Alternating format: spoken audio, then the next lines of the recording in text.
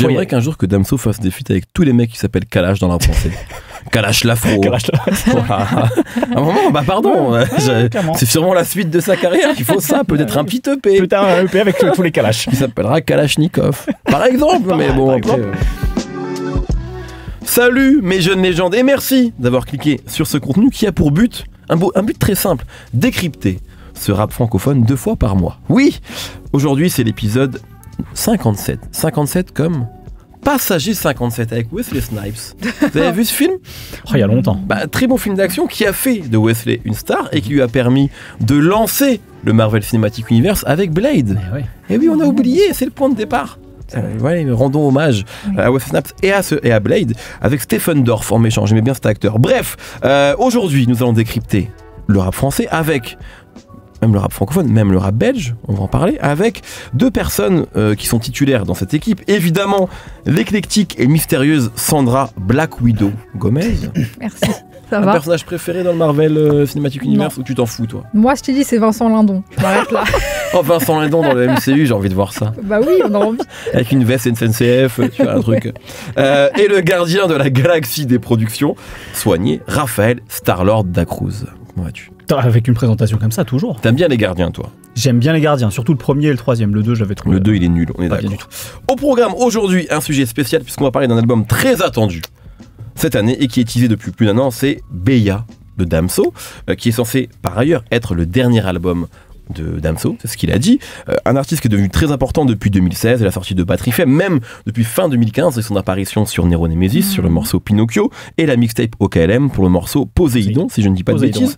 Et voilà, et donc juillet 2016, la sortie de Batterie Faible, et puis voilà, après sa carrière, on la connaît. Aujourd'hui, donc, c'est censé être un point final à cette carrière. Est-ce qu'il y aura d'autres choses qui vont sortir ? J'en sais rien. Voilà. Moi, mon prono, oui. Je pense que oui. Bien sûr, j'y crois pas une seconde. Voilà, je pense que voilà, peut-être qu'il y aura plus d'albums, mais est-ce qu'il y aura plus de musique d'Amso ? Franchement, j'ai du mal à y croire. Mais il y a des EP. Oui, voilà. On va commencer évidemment en parlant de l'album, puis après on en profitera un peu pour retracer sa carrière.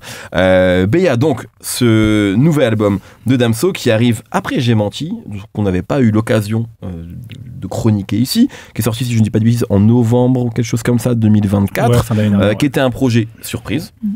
Puisque, je l'ai dit, Beya a été annoncé depuis longtemps, maintenant depuis plus d'1 an, on avait même la date, mai 2025. Et puis voilà, il avait expliqué qu'il avait eu du temps, et donc il avait sorti ce projet J'ai menti, qui est dans l'album là, qui vient de sortir, il a l'air de dire que c'est un EP. Parce qu'il dit, voilà, je sors un EP comme ça quand j'ai du temps et je finis homme de l'année. Mais j'ai quand même l'impression... Il faisait pas référence justement à J'ai menti en disant ça ? Oui, oui. Donc voilà, alors que moi, quand ça est sorti, c'était un peu un album, enfin, c'était pas très clair sur la manière de... Tu vois la preuve, là, des gens se comprennent pas. Là. Exactement. C'était un peu confus. Là, en l'occurrence, c'est censé être la dernière grande pièce de la discographie assez massive de Damso. Sandra, qui... comme nous 3 d'ailleurs, je crois, est une auditrice de Damso de la première heure. Tout à fait. Pour le coup, c'est vraiment un artiste qu'on a vu grandir, arriver dans ce game. Qu'as-tu pensé de cette nouvelle sortie ? On peut peut-être aussi, si tu veux, en tout cas, en profiter pour dire 2-3 mots sur J'ai menti, parce que c'est un arc proche quand même, donc ça se suit. Forcément. Ouais, ça se répond, j'ai l'impression un petit peu. Juste en préambule, je dirais juste quelque chose, une information pour les auditeurs. Quand on en parle, là, l'album n'est pas sorti encore. On est 2 jours avant la sortie. On est 2 jours avant. Il y a un morceau qui cartonne. Exactement. Et nous, exactement. Donc aussi, on ne peut pas avoir une totale analyse approfondie sur les morceaux. C'est une précaution nécessaire, bravo. Ouais, c'est important parce que peut-être les auditeurs de l'émission ils savent pas qu'on fait 10 jours avant, bien sûr. Donc c'est important. Et pour moi, cet album, ce qui me laisse comme impression à la fin, c'est un album de consensus, selon moi. Après les retours mitigés que j'ai perçus quand même après J'ai menti. Évidemment, Damso, il a une énorme fanbase, ce qui fait qu'il y aura toujours un public convaincu, peu importe ce qui va sortir. Ça, je calcule même pas trop dans la balance. Mais malgré tout, il y a quand même une audience qui était un peu mitigée sur J'ai menti, parce que je pense qu'il n'y avait pas de direction claire, il y avait pas on savait pas où ça allait, il y avait beaucoup d'expérimentation aussi. Et j'ai l'impression que cet album-là, c'est aussi une réponse pour se réapproprier ou en tout cas rassurer une partie de sa fanbase. Il y a un goût d'hommage aussi à l'ensemble de sa discographie. Donc ça, je trouvais ça assez intéressant sur cet album, notamment sur une ère qui l'a porté à son statut de tête d'affiche, qui est l'ère Ipséité. Ouais. En tout cas, c'était la confirmation. Bien sûr. Il y a beaucoup de morceaux qui sont plus dans des rythmiques afro ou afro-caribéennes. Il y a de la rumba congolaise, il y a du compas, il y a des morceaux plus légers dans la forme en tout cas. Et il avait déjà fait sur Ipséité d'ailleurs. Exactement. Il avait initié. Depuis Ipséité. Exactement. C'était pour moi un gros point positif d'Ipséité. C'est ce qui a fait son succès, je pense. C'est parce qu'il y avait ce côté tube radio. Et ça, pour moi, c'est ce qui réussit le mieux sur cet album-là. Tous ces titres-là, Magic notamment. Voilà, Magic, qui m'a demandé. Je trouve que c'est des morceaux qui sait faire. Et c'est les plus réussis. Moi, c'est pas ce que je préfère de Damso. Ah non, toi, tu veux du sale, toi. Je veux du sale. Mais on en reparlera après. Mais en tout cas, je trouve que c'est bien fait. Et ça, je pense que ça va trouver un bon accueil. Je pense que ça va réconcilier pas mal de déçus ou de sceptiques. Maintenant, j'ai perdu quelque chose, je trouve qu'il tombe quand même dans certains écueils. J'ai perdu quelque chose et surtout, j'ai un petit doute sur l'authenticité de certains morceaux. Il y a un morceau en particulier, c'est Violence. Et je doute pas de la sincérité de Damso quand il le fait, mais je me dis qu'il a peut-être été influencé plus qu'il ne veut l'avouer par les critiques qu'on peut lui faire. Et justement, cette envie de revenir au Damso sale, sombre, etc. Ce pourquoi les gens sont là aussi. C'est un peu l'image qu'il a. Le public, clairement, est là depuis peut-être il fait pour ça. Quoi. Exactement. Il a une image un peu, il faut qu'il soit le plus vulgaire, le plus méchant, le plus sombre. Et en fait, il s'éloigne un peu de ça. Et quand il y revient, ça sonne un peu faux et ça sonne un peu comme un cheveu sur la soupe en fait. Et ce morceau-là, je trouve qu'il synthétise très bien cette petite dissonance que j'ai autour de lui. Autant j'aime ses expérimentations, mais je n'aime pas quand ça ressemble à une demande et à un cahier des charges. Et ce morceau-là, voilà, ça commence par une répétition de salope, salope, salope. Et en fait, je sais que c'est tape à l'œil volontairement pour attirer ces commentaires qui vont dire « Waouh, Damso, il est revenu, c'est le Damso d'avant. » En fait, voilà, c'est un peu contradictoire avec l'image qu'il essaye de renvoyer, d'être totalement détaché des critiques et détaché du Damso des débuts aussi, d'un Damso qui a évolué. Voilà, je trouve que c'est pas ce qui fonctionne le mieux sur ce projet. Au contraire, ce qui fonctionne le mieux, c'est les morceaux finalement les plus mainstream et les plus accessibles. Est-ce que, petite question que je me permets de te poser, je t'en prie. Quand il y a effectivement cette vulgarité qui peut sembler un peu gratuite, mais qu'il avait effectivement au début, est-ce que tu trouves que ça marche moins parce que effectivement t'as l'impression que c'est plus vraiment lui et qu'il se force à le faire, ou est-ce que c'est peut-être notre oreille aussi qui a évolué, et peut-être est-ce que ça nous dérange davantage qu'à l'époque d'entendre ça dans sa bouche? Tu vois, ou dans la bouche de n'importe qui. Mais moi, aujourd'hui, ça me dérange peut-être parce qu'effectivement, je suis peut-être plus éduquée aujourd'hui. Peut-être qu'on accepte un peu moins de certaines choses, tu vois, puis, indépendamment de Damso par ailleurs, tu vois. En fait, surtout, Damso, quand il arrive, il y a ce côté radical. Donc, on l'accepte comme il est ou on l'accepte pas. Mais aujourd'hui, maintenant qu'il y a il y a toute une explication de qui il est, pourquoi il fait les choses. Lui aussi, il se raconte beaucoup autour de sa musique aussi. J'ai un peu plus de mal effectivement à justifier ce genre de paroles, surtout que ça tourne vachement en rond sur sa relation avec les femmes. Oui. C'est pour ça aussi qu'à un moment, le côté répétitif, ça peut sonner comme... bon, là, c'est peut-être le temps de passer à autre chose. Ouais. Donc voilà, ça fait partie de son talent, mais je pense qu'aujourd'hui, c'est moins naturel de l'entendre sur ce genre de registre. Maintenant, je sais que ça va plaire à son public. C'est un truc qui va fonctionner. Je trouve qu'il a des très bonnes prods sur ce projet. Ouais. C'est toujours une force chez lui. Donc, j'en retire que c'est un bon album. Est-ce que c'est à la hauteur de ce que je pensais que Damso allait faire dans le rap français en termes de pièces discographiques qui sont pour moi les 3 albums qu'il a sortis, les 3 premiers albums, Ipséité, Batterie Faible, Ipséité, Lithopédion, sont 3 grosses pièces quand même consécutives. Je trouvais ça très fort.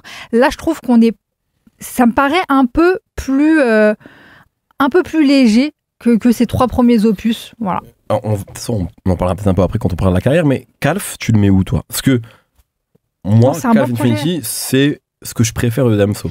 Je sais que c'est quelque chose qui n'est pas forcément partagé par les fans de Damso, mais j'adore Calf Infinity et c'est celui que je réécoute le plus. Toi, comme tu as parlé des 3 premiers, tu l'aimes moins parce que c'est aussi, je pense, un moment de bascule. C'est ça. J'ai l'impression qu'il y a plein de gens, effectivement, qui là, je quitte le train, même si ça a été un carton. Parce que c'est un album de réinvention, en vrai. Exactement. Et c'est aussi un moment où des gens se disent, oh là, ça devient trop relou pour nous. Ou d'autres qui disent au contraire, wow, c'est génial, le Damso, il est plus libre que jamais. Moi, j'ai tendance un peu à me dire ça, parce que j'ai trouvé un peu justement la liberté qu'a Damso sur ce disque-là, un peu salutaire. Là où Lithopédion, que j'aime bien en vrai, et que je trouve qu'il est un peu mal aimé parfois, mais il est un peu inégal. Je trouve qu'il n'est pas complètement abouti, Lithopédion. Et puis qu'il répète beaucoup des trucs déjà faits. Mais du coup, toi, tu le places où, Calf? Moi, j'aime beaucoup Calf, mais effectivement, c'est autre chose. C'est un peu un arc. Tu vois, c'est un peu l'arc des 3 premiers. Oui, t'as raison, il fait une trilogie presque. Voilà, c'était presque une trilogie, effectivement. Mais après, moi, j'aime toujours la liberté qui s'octroie. Je trouve ça hyper fort, et c'est peut-être un des seuls à ce niveau-là qui se permet autant de choses différentes. Ça, j'aime beaucoup. Mais je trouve, ça, mon point, c'est que le public a plus d'impact sur lui et sur ses choix que ce qu'il ne le dit, en fait. L'image du Damso libre dans son camping-car qui n'écoute personne, elle est peut-être pas complètement justifiée, ou réelle en tout cas, quand on voit... C'est ce dont j'ai l'impression, en tout cas. Parce que la liberté, pour moi, ça sonne pas comme ça. Une vraie liberté, on se justifie pas autant de plein de choses, et on n'essaie pas de remettre un peu les chaussures qu'on mettait avant pour coller à une esthétique. Juste, je me permets de dire, sur les gros artistes quand même qui tentent plein de choses, Vald, sur le dernier album, tente plein de choses, surtout le dernier. Je trouve que c'est vraiment un peu une démonstration de tout ce que Vald peut faire, de la hi-fi jusqu'au bouillon, tu vois, il y a vraiment un truc comme ça. En plus, avec la réédition techno qui ressort derrière, là, il est en totale liberté, effectivement. Exactement. Moi, je crois d'accord avec quasiment tout ce que tu as dit. Avant de te donner la parole, Raph, c'est qu'en fait, effectivement, moi, je trouve... Alors, contrairement à toi, moi, j'aime... Enfin, non, je pas dit contrairement, parce que tu l'as pas dit d'ailleurs, mais j'aime bien, moi, tout le début, enfin, les 2 premiers morceaux de l'album. En fait, il y a beaucoup d'ego trip sur l'album. Je trouve aussi, d'ailleurs, ça, c'est intéressant, il y a presque une volonté de réaffirmer son statut de rappeur super fort, tu vois. Je dis pas qu'il faisait pas d'ego trip avant, mais je trouve que là, c'est comme s'il avait besoin justement de rappeler à tout le monde, hey, je suis fort. Et moi, j'avoue, quand il le fait, j'aime bien. Il répète plein de fois qu'il est le meilleur rappeur, même pas du game, mais ever, tu vois. Il y a pas tant de rappeurs que ça qui le disent, hein. Qui disent, je suis le meilleur rappeur de tous les temps, tu vois. C'est vraiment ce qu'il dit sur le projet. Il y a vraiment ce truc-là quand même d'arrogance et d'insolence qui, moi j'adore ça dans le rap quand c'est bien fait, et je trouve que c'est bien fait. Et ça, vraiment, le début de l'album, il est assez, je trouve, enthousiasmant là-dessus. Il y a un côté très... je viens reprendre un peu... pas la couronne, parce que justement, il n'en parle pas, mais il veut la laisser, justement. Mais il dit le royaume. Je prends le royaume. Et il veut réaffirmer, en tout cas, peut-être le bagage, l'héritage qu'il estime avoir laissé, quoi. Et même, je trouve même qu'il y a un côté où... Après, c'est un peu marginalisé en mode moi je suis loin du game. Là, il fit le rap français. Ce monde des méchants comme Stanislas. Il parle de Nino et Leto.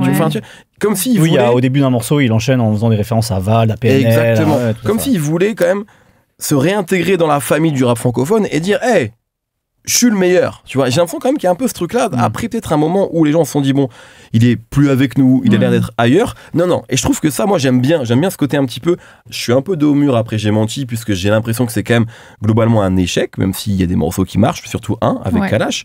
C'est quand même globalement, c'est pas un énorme carton. Donc, il y a un peu ce truc-là. Donc, moi, je trouve que c'est un bon, voire très bon album de rap français, francophone. Je trouve qu'à la fin de l'album, il y a 2-3 morceaux qui s'enchaînent qui m'intéressent pas trop, à partir de violence, justement, je trouve que c'est pas très intéressant. Mais le début de l'album, vraiment, je l'aime bien. Maintenant, effectivement, et c'est ça qui est dur avec les artistes qui sont forts et qui ont marqué le rap de leur empreinte, et Damso l'a fait, c'est en fait, t'es forcément obligé de les comparer à ce qu'ils ont fait auparavant. Tu deviens plus exigeant. C'est tout, c'est comme ça. C'est-à-dire qu'en fait, un nouveau film de Christopher Nolan, ça doit être très bien, tu le compares à ce qu'il a fait avant. Tu vois. Exactement. Et c'est pareil pour tous les grands artistes. Voilà. Donc, il y a plein de bons albums de grands artistes qui sont vus comme des échecs parce qu'ils ne vont pas toper. Et la question qu'on se pose là, effectivement, est-ce que c'est du niveau d'Ipséité ou de batterie faible à chaud comme ça? Je pense vraiment pas. Est-ce que c'est du niveau même de Lithopédion à chaud comme ça? Je suis pas sûr. Est-ce que c'est du niveau de Calf à chaud comme ça? Non. Je suis pas sûr, tu vois. Maintenant, effectivement, les choses, elles se réécoutent. Et d'ailleurs, il dit sur l'album, il dit, vous comprendrez après, comme avec Lithopédion.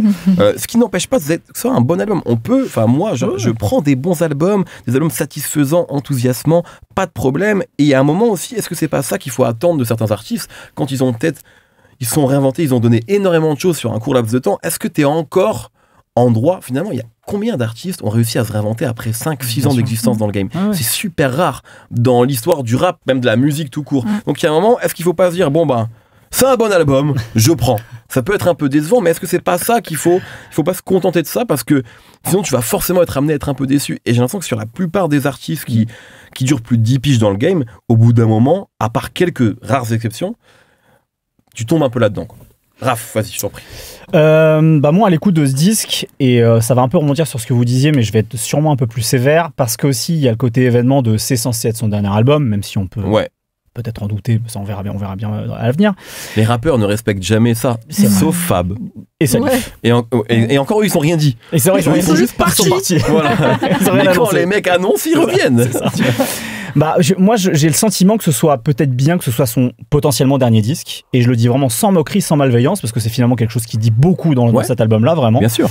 Parce que c'est quelqu'un aussi dont j'ai apprécié la musique et dont j'apprécie des choses sur cet album. Mais là, j'entends vraiment un Damso qui est lassé, fatigué, qui se sent esseulé, vraiment principalement à cause de sa carrière et des intrigues un peu du rap game, etc. Même s'il reconnaît effectivement une pointe de fierté dans ce qu'il a réussi à accomplir, hein, ça, parce qu'il y a ce côté ego trip dans l'album. Ouais. Vraiment, ça traverse une grosse moitié des titres de l'album, hein, JCV, Dems, Wall of, Violence, Fibonacci, il en parle beaucoup de ça. J'adore Wall of, moi. Je pense que moi, franchement, les morceaux un peu trap pur jus, avec un peu d'expérimentation dans les textures, comme Wall of, Fibonacci aussi, je trouve que c'est parmi les meilleurs disques de l'album. Et donc, je pense qu'il y a, si vraiment il est sincère et qu'il va jusqu'au bout, il y a une forme de lucidité qu'il y a à reconnaître sur le truc de, en fait, j'en ai marre et je vais arrêter là, quoi. Mais il le dit en interview, il dit j'ai fait le tour. Voilà. Alors, il le dit de manière plus arrogante que ça. Mais il dit en fait, j'ai fait le tour, j'ai niqué le game, je passe à autre chose et j'ai besoin même, c'est ce qu'il a dit, peut-être même avec toi en interview, je sais plus, en tout cas il l'a dit, j'ai besoin d'être étudiant dans une autre discipline, ce qui est très honnête et assez honorable. Donc c'est fini, cet arc-là il est fini, quoi, l'arc Damso rappeur en fait. Mais du coup, là je vais rebondir sur quelque chose qu'a dit Sandra tout à l'heure, le revers de ça c'est que j'entends sur ce disque un artiste qui tourne en rond, sur ce qu'il a à dire de lui-même, de sa relation avec les femmes, de son rapport au monde, de son rapport au rap, etc. J'ai l'impression d'entendre un peu un faux vancage, quoi, c'est-à-dire quelqu'un qui continue à marmonner les mêmes trucs en fait, et qui a perdu un peu l'étincelle de ce qu'il faisait dans le passé de sa discographie, vraiment de la grande musique. Il y a des trucs qui sont bien sur ce disque, mais j'entends pas le même génie qu'avant. Et je trouve qu'il y a 5 ans justement, on en parlait là, avec Calf, il a peu réussi à se réinventer dans cette formule qu'il avait commencé à toucher du doigt, notamment à partir d'Ipséité. Je vais utiliser un mot valise qu'a inventé une de mes collègues de l'ABCR du son qui s'appelle Manu. Elle a dit la variété trap. Il fait de la variété trap en fait, Damso, et je pense qu'il y a vraiment de ça. C'est comment il a réussi à détourner les codes de la trap, ce truc très très violent, virulent de cette musique-là, mais en y instillant plein de choses propres à la chanson française et à la variété française ou francophone, quoi, dans la manière de chanter, mais aussi de parler des relations humaines, notamment des relations sentimentales, quoi. Et on retrouve complètement ça sur Beya.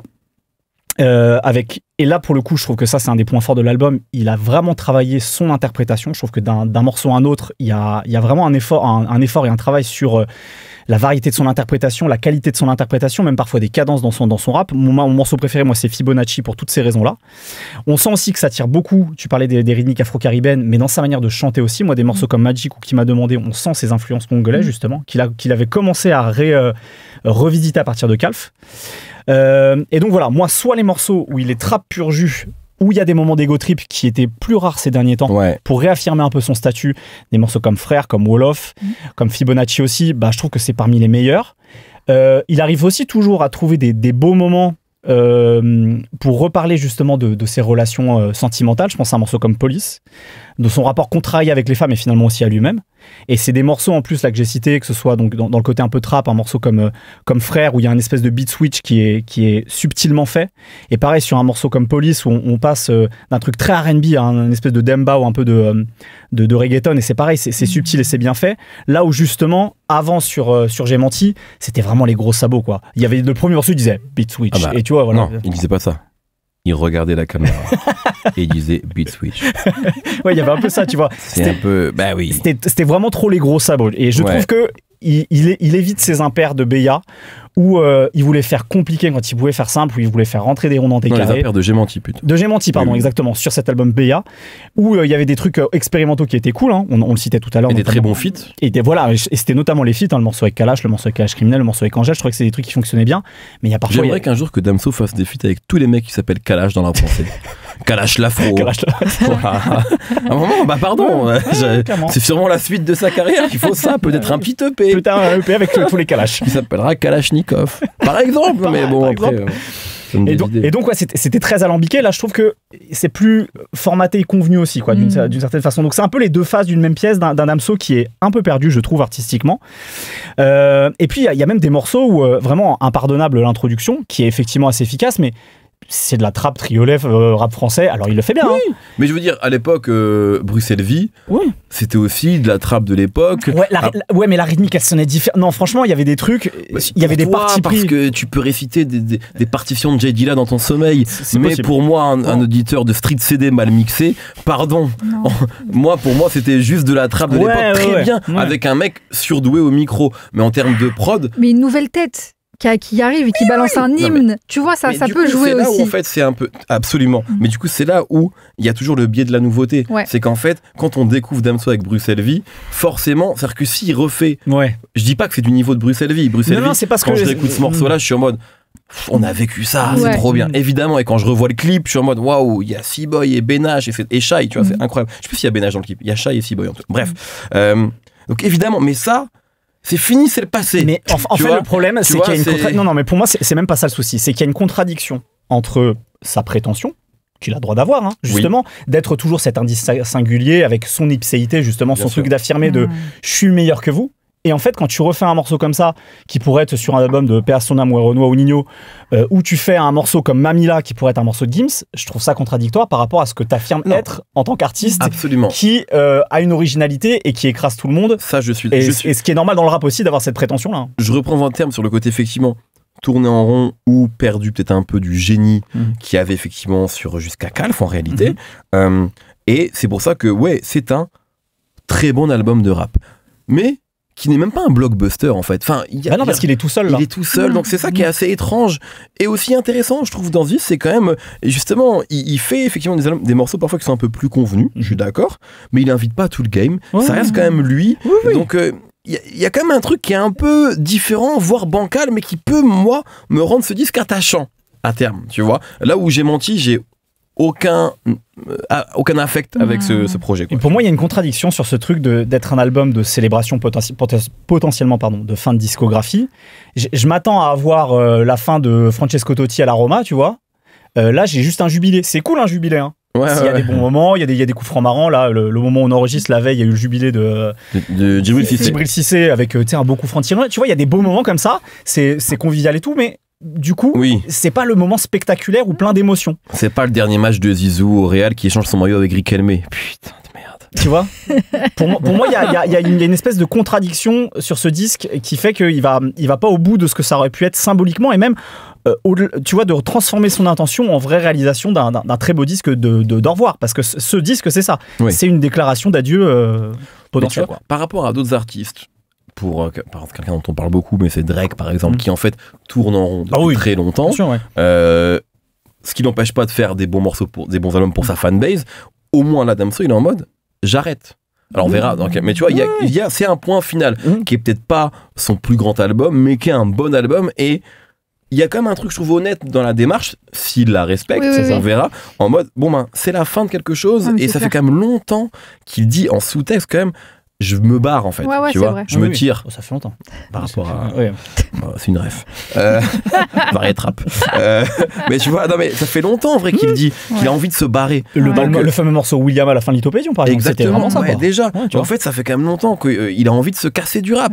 Donc, voilà, tu vois. Mais on peut pas nous reprocher d'avoir vécu son arrivée fracassante dans le rap français et d'être un peu frustré que ça se termine comme ça, de manière un peu convenue, comme tu le dis. Oui, complètement. Il y a une petite frustration à ce niveau-là. Mais après, effectivement, c'est honnête de sa part de dire je passe à autre chose et j'ai fait une belle aventure. Ouais, complètement. Et on verra s'il le fait, parce que c'est quand même assez rare qu'un mec qui soit allé aussi haut s'arrête. Pourquoi j'y crois pas? C'est parce que il est toujours dans la musique, il fait ses prods depuis toujours, il écrit pour d'autres, il écrit pour lui, en fait. C'est sa vie, c'est la musique. Mais après, il peut se reconvertir dans autre chose aussi et s'éclater. Exactement.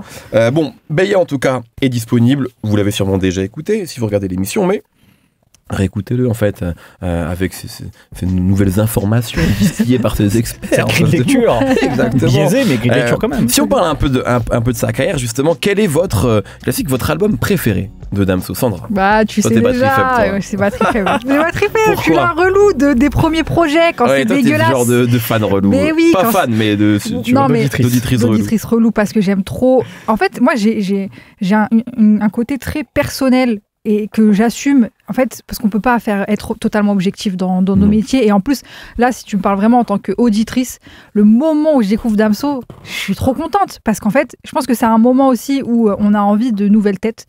Oui. Et ce mec-là, il a l'air tellement méchant, violent, dégueulasse. Il est vulgaire. Salaud. Je me souviens que je réécoute Batterie Faible il y a quelques mois et je suis choqué par certaines phases. Mais c'est horrible. Ouais, Ah oui, à la réécoute, c'est encore plus dur. Ah ouais, vraiment. Mais quand je découvre ça, je trouve ça fou. Et en même temps, il y a de l'autotune, les prods, elles sont soignées, elles sont un peu léchées, un peu vaporeuses. Il y a des trucs un peu bizarres. C'est bizarre, par exemple. C'est étrange.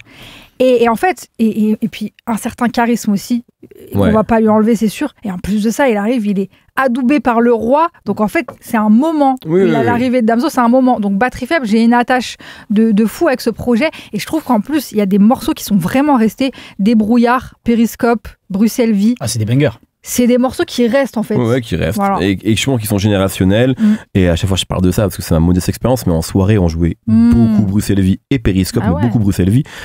Et en fait, en face, on avait des gens de 25 ans max qui connaissaient tout par cœur. Et vraiment, c'était la bande-son de leur vie et d'un moment, en fait. Donc, c'était super. Et il y a déjà une formule qui va répéter, c'est autotune, où il arrive à être justement dans cet entre-deux, entre le côté un peu dégueulasse et crasseux, et le refrain chanté, la mélodie, le côté un peu brumeux et aussi un peu... vulnérable. Ouais, vulnérable, effectivement. Et de la sophistication dans les prods, ce que je lui retiens aussi dans toute sa carrière. Bon, moi je le dis, c'est Calf, toi Damso. Raph, quel est ton album préf de... moi c'est Ipséité. Ipséité, ouais. Parce que on a trois mais par contre, vous voyez, ça, je trouve que c'est rare. Il n'y a pas beaucoup d'artistes comme ça, qu'on discographie. Ah, tu peux choisir. Qui sont pas sur 20 ans non plus, tu vois. Ouais. On a tous ici un album différent. C'est assez rare, je bien trouve. sûr. PNL ont ça aussi. SCH. On peut avoir le Monde Chico. SCH a ça aussi. Il n'y en a pas 10 000 quand même dans l'histoire du rap français où il y a débat sur quel est son meilleur album. C'est intéressant.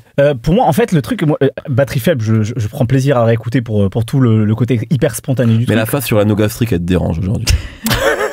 Non, parce que j'adore ma grosse de Nesbill et d'Orelsan, donc non, ça va. C'est un morceau, mais qui est génial. Non, parce qu'en fait, Batterie Faible, pour moi, c'est juste... Et c'est smart de sa part. Pour moi, c'est une forme d'application de ce qu'il avait annoncé quelques mois plus tôt de comment faire un tube. Ce fameux morceau. J'adore ce morceau aussi. Voilà, où en fait, il donne...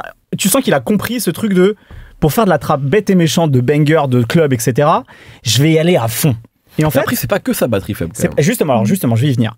C'est que pour moi, Batterie Faible, il le fait très bien. Franchement, il remplit très bien le cahier des charges et il incarne en plus le truc parce que c'est un Golgoth, il a une grosse voix, etc. Donc il incarne ce truc-là.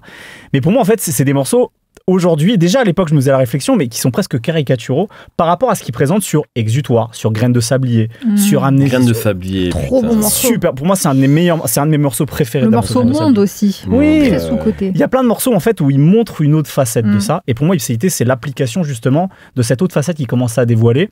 Et sur ce que je disais tout à l'heure, sur le côté varié trap, c'est-à-dire cette capacité à détourner la trappe et pas refaire du Migos ou pas refaire, tu vois, les trucs à la mode de la trappe de l'époque, mais parce que c'est un mec qui a écouté aussi bien les Bone Thugs and Harmony que de la chanson française, de faire ça autrement et d'aborder ces trucs autrement. Et je parlais du fait que parfois il veut faire, c'est un peu le défaut dans sa discographie, de vouloir faire compliqué quand on peut faire simple.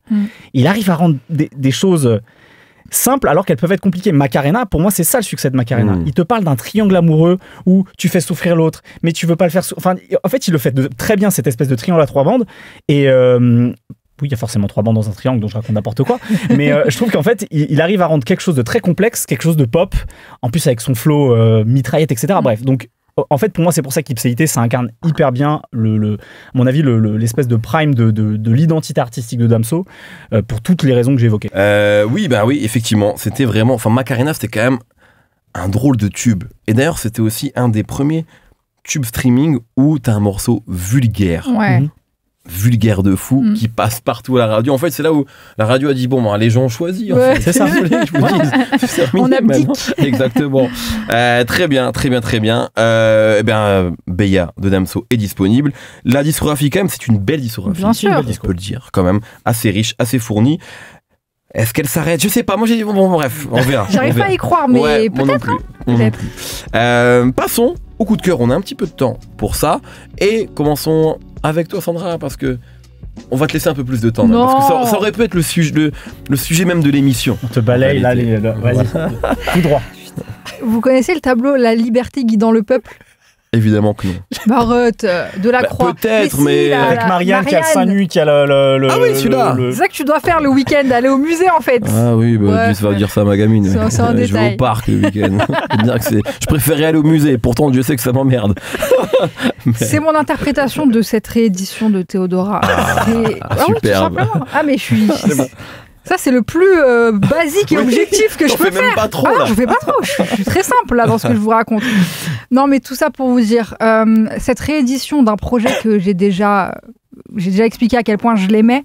Je trouve que là, elle rajoute des morceaux qui sont encore plus une ode à la fête, à la liberté, à l'affirmation de soi, dans plein de genres musicaux différents.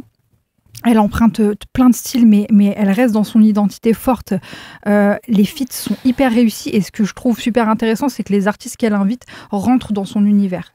Et ça prouve qu'on est face à une artiste qui a une identité. Même si on n'arrive pas encore, et peut-être jamais, je lui souhaite, à lui coller une étiquette de Théodora, elle fait ce genre de musique. Théodora, c'est Théodora. Et en fait, quand les gens viennent sur un morceau à elle, ils s'adaptent et ils changent un peu, ils façonnent un peu leur identité. Je pense notamment au morceau avec Luigi. On s'attend pas du tout à ça quand... Go, le morceau Ouais, s'appelle. et c'est hyper festif et c'est Luigi qui se théodorise et ça c'est génial, alors qu'on aurait pu peut-être imaginer le contraire, lui qui a déjà une identité assez forte. Qu'est-ce qu'on a d'autre? Le morceau avec Jul est extrêmement bien réussi et effectivement c'est un roi pour ses featuring avec des jeunes talents féminins et des talents féminins tout court d'ailleurs, il est trop fort là-dessus. Le morceau avec Brazy, c'est une pépite, c'est incroyable. Il y a un morceau où elle chante, il me semble, en lingala. C'est sublime. Voilà, et en fait, ça part dans tous les sens. Donc effectivement, ceux qui déjà n'aimaient pas ça vont peut-être pas forcément monter dans le train maintenant. Mais par contre, c'est audacieux. Et c'est pour moi vraiment un truc marquant là, dans ce qui se passe aujourd'hui. Je pense que ça va inspirer tout le monde aussi à prendre des risques et à s'en foutre un petit peu des étiquettes justement et juste à créer. Et franchement, merci Théodora de prendre cette liberté. Je pense qu'elle est très bien entourée aussi. J'entends l'influence de Jeez dans les prods qui est toujours là à faire des trucs farfelus et fantasques. J'adore. Voilà. Trop bien. Raph. Moi, je vais vous parler d'un album d'un producteur qui s'appelle Azaya. Qui vient de sortir son deuxième disque officiel, qui s'appelle Father Time. Alors contrairement à ce que ce nom anglophone indique, Azaya est français, puisque c'est un rappeur du Blanc-Ménil qui est proche de Kyo Itachi, que tu avais reçu ici dans le code à l'époque de la sortie de l'album avec Danny Dan. Je l'ai même reçu dans le code radio. Et c'est vrai, tu l'as reçu 2 fois, Ouais. exactement. Et donc Azaya, il a placé ces 10 dernières années pour des gens comme Jazzy Bass, SPM, Souffrance, mais aussi sur des disques de rap américain. Et donc voilà, c'est un disque de producteur qui est entre l'album de producteur où on invite des rappeurs à essayer de respecter une sorte de fil rouge, et aussi le côté un peu beat tape qui existe chez plein de rappeurs, producteurs carry, pardon. Et donc sans que ce soit les gros sabots, c'est un album qui traite de la paternité en fait. Donc soit de l'héritage qu'on reçoit, soit de l'héritage qu'on laisse en termes de valeurs, d'éducation, mais bon, c'est pas un album didactique non plus, quoi. Ça traite autour de ces sujets-là. T'as beaucoup d'extraits de films où t'as aussi ce genre de thématique, des scratchs aussi de morceaux de rap français plus vieux. Et donc voilà, Azaya, c'est vraiment un très très bon producteur. Il parle des parcs avec les enfants le week-end ou pas? Oui, je crois qu'à un moment donné, il en est question dans un morceau, ouais. Ça me semble important. Je ouais. pense que ça cauchemar. peut te toucher, ça. C'est le pire truc. Faut que t'en parles. Il y a que Mehdi. des darons, tu sais, qui sont Mais zombies du week-end, qui sont en gueule de fermés, bois là, de c'est la ça, veille ouais. et qui sont là en train d'essayer de... Il est où mon gamin, putain, tu vois. Ça a C'est l'air une fou comme horreur. Tout expérience. le monde et les enfants sont pleins de sable. C'est vraiment atroce. Mais bon, c'est à côté. Oui. Voilà, ça coûte moins cher que le parc Astérix. Voilà, il faut y aller, quoi. Mais il en parle, j'espère. Ouais, je crois qu'il y a des références de ce genre-là dans Bon, certains très bien. morceaux. Mais voilà, donc c'est un super dit de production, très dans l'esprit de J. Dilla ou ce genre de choses. Voilà, donc c'est cool. ce que tu viens de faire, c'est une passe décisive pour moi. Parce que tu as cité le nom de Jay Dilla. Et que moi, je voulais. Parce qu'en ce moment, je me regardais, qu'est-ce que j'écoute en ce moment? Et ben, je réécoute beaucoup B de Common. Parce qu'en fait, l'album a fêté ses 20 ans. Et donc, sur Apple Music, on me l'a reproposé. Parce qu'il y a eu une ressortie. Il y a une réédition. Ouais, une réédition avec des instrumentales, etc. Instrumentaux plutôt, pardon. Et c'est un disque, donc il y a 20 ans, je l'ai dit, qui est sorti en 2005, que j'ai énormément écouté à sa sortie. Vraiment. Qui est en plus un. Déjà, moi, j'adore les covers simples, c'est les belles photos d'un visage. Je peux adorer les covers un peu compliqués, genre, par exemple, la mixtape de Théodora, parce qu'on en parlait avant. J'adore cette cover, mais quand c'est juste, genre, un beau profil, jusqu'à l'amour des sages-peaux, genre, c'est ma cover préférée, je crois. Et ben, la cover de Common aussi, je l'aime bien parce qu'elle est simple, j'aime bien la couleur, et j'adore cet album. Donc, un album qui est coproduit par Kanye West et Jay Dilla, justement, et qui est aussi un moment un peu de retour. Pour Common, qui était dans un moment un peu particulier de sa carrière, qui a vu des disques dans les années 90 qui sont absolument classiques, puis des disques au début des années 2000 qui ont été un peu plus mal compris, notamment Electric Circus, qui est pourtant un disque que je trouve super, mais c'est un peu lithopédion, quoi, tu vois, pour boucler. C'est-à-dire qu'il a été un peu mal compris par certains. Je pense qu'il y a des choix qui n'ont pas été complètement validés par son public. C'était aussi le moment où il était avec Erykah Badu, voilà. Donc, quand on est avec Erykah Badu, on met des sarouels et on fait forcément. C'est comme ça fait partie du truc. On joue de la flûte. On joue de la flûte, exactement. et donc là, il est revenu à un truc, pardon, du cliché un peu, mais plus hip-hop. Il y avait un truc vraiment, reparler de Chicago, vraiment. Il invite les Last Poets sur le single The Corner. Donc il y a vraiment un truc très, très rap, très hip-hop, très, le rap de Chicago. Lui est un rappeur évidemment prodigieux. Les prods sont incroyables. C'est Kanye West qui était déjà un rappeur, je veux dire, mais qui avait encore un taf vraiment de producteur très important et qui n'avait pas encore complètement switché de beatmaker pour des génies à superstar, quoi. Donc c'est à l'époque de Led Registration, je crois, lui en solo à ce moment-là. Tout à fait, 2005, ouais. Et l'album de John Legend aussi. Et John, exactement. Get Lifted, c'est celui-là? Non, c'était celui d'après, peut-être. Non, Get Lifted, oui, ça doit être ça. Je crois que c'est ça. Bon, peu importe. Voilà, donc c'est un classique. Je pense qu'aujourd'hui on peut le lire. Je pense que c'est un classique et en tout cas il est très important dans la carrière de Common. Je sais pas si c'est son préféré, c'est mon préféré de Common, mais il est super important et donc je l'écoute beaucoup en ce moment. Il n'a pas pris une ride et j'adore l'intro, le morceau B, qui est extraordinaire, qui est un morceau court de 2 minutes 20, mais progressif comme ça, la prod, comment ça commence avec la basse, tout, je trouve ça extraordinaire. Voilà, c'est tout pour aujourd'hui. Merci beaucoup, merci Sandra, merci Raph, merci tout le monde et on se retrouve dans 2 semaines. Voilà.